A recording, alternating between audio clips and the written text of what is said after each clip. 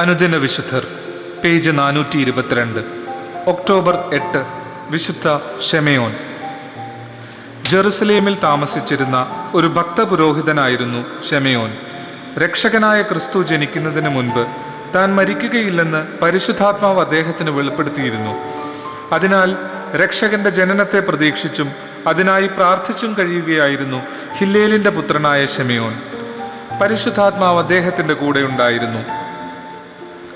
ദൈവമാതാവിന്റെ ശുദ്ധീകരണത്തിന് മറിയവും യൗസേപ്പും ഉണ്ണിയെ കൊണ്ട് ദേവാലയത്തിലെത്തിയപ്പോൾ ഷെമയോനും ദേവാലയത്തിലെത്തി.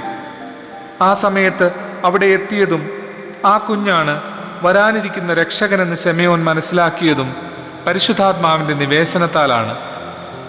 അദ്ദേഹം ആ കുഞ്ഞിനെ കയ്യിലെടുത്തുകൊണ്ട് ദൈവത്തെ ഇങ്ങനെ സ്തുതിച്ചു: കർത്താവേ, അങ്ങയുടെ തിരുവചനമനുസരിച്ച് അങ്ങേ ദാസനെ സമാധാനത്തോടെ ഇനി വിട്ടയക്കണമേ.